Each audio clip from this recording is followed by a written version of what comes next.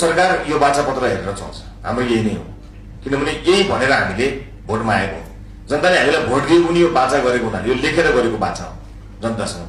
यसभन्दा अगाडि के भयो त्यसको क्रिटिसिजममा मैले समय खेर फाल्नु नै छैन। तपाईँले सबैलाई थाहा पाएको कुरा हो, तपाईँले सबैले बुझ्नु भएको छ। आज तपाईँले अभिव्यक्त गर्नुभएको कुराहरूमा सल्लाह छ, सुझाव छ। एज अ पोलिटिकल एन्टिटी, एउटा राजनीतिक दलको सभापतिको हैसियतले तपाईँले भन्नुभएका कुराहरूमा मैले विमति राख्न पनि कुनै ठाउँै छैन। अब सहकार्यको मात्र जरुरत हो। तपाईँले भन्नुभएका कुराहरूको वाद प्रतिवाद, त्यसको जवाफ, त्यसको कुनै ठाउँै छैन यहाँनिर, त्यसको कुनै गुन्जाइसै छैन। इकोनोमीलाई ग्रो गर्नको निम्ति तपाईँले गर्नुभएको कुरा हो।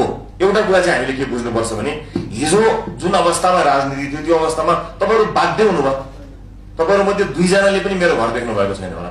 बाँकीलाई पनि भन्छु तपाईँले कहिले मेरो घर देख्नु पर्दैन, तपाईँले कहिले मेरो पार्टीको सदस्यता लिनु पर्दैन, तपाईँले मेरो पार्टीको अफिसमा एक पाइलो टेक्नु पर्दैन। चाहिँदै छैन, जरुरतै छैन। पोलिसीले प्रोटेक्ट गर्ने हो, कुनै पनि जरुरत छैन। हिजो तपाईँको बाध्यताले गर्दा तपाईँहरूले गरेका सबै कामहरू गैर कानुनी भएन होला, तर गरेका सबै कामहरू कानुनको दायराभित्र परेनन् कि?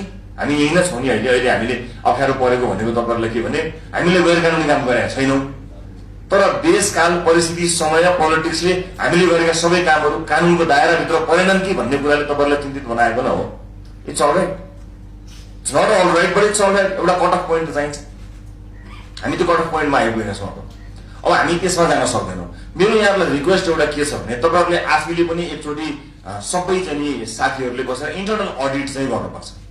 वाट वेन्ट रङ, हामीले पनि त केही मिस्टेक्सहरू गऱ्यौँ होला नि भन्ने कुराको अडिट तपाईँहरूबाट भयो भने हामीलाई सजिलो हुन्छ। धरपकडको कुरा आइरहेको छ, म त्यसमा आउँछु अलिकति। म तपाईँलाई सिम्पल एउटा कुरा के बताउन चाहन्छु भने पोलिसी रिफर्म गर्नुपर्ने आवश्यकता छ। जहाँ जहाँ पोलिसी रिफर्म गर्नुपर्ने हुन्छ त्यहाँ हामीलाई समस्या छैन। मलाई, मेरो पार्टीलाई, हाम्रा नेताहरूलाई 1 रुपियाँ पनि चाहिएको छ। हामीले पैसा कमाउन चाहेको दिन त सिक्यो त देश। पैसा कमाउनु कहिले 20-30-40 सेकेन्ड भन्दा बढी त लाग्दैन होला।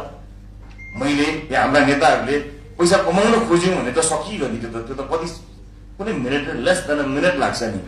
तर हामी त्यहाँ बिल्कुल छैनौँ, हामी कम्प्लिट त्यहाँ छैनौँ। मैले अलिकति स्ट्रेट फरवर्ड भएर तपाईँहरूलाई भन्नु खोजेको कारण के भने हाम्रो पोलिसीले तपाईँहरूलाई प्रोटेक्ट गर्छ।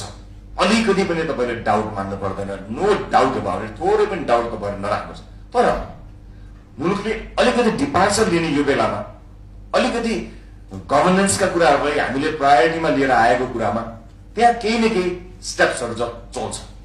त्यो स्टेप्सहरू चल्दाखेरि उद्योग व्यवसाय गरिरहेका साथीहरूको उहाँहरूको केही इन्भल्भमेन्ट देखिएको खण्डमा कानुनलाई सघाउने सिलसिलामा तपाईँहरूलाई केही न केही मद्दत तपाईँहरूलाई बाट राज्यले चाहन्छ होला। त्यहाँ केही ट्रबल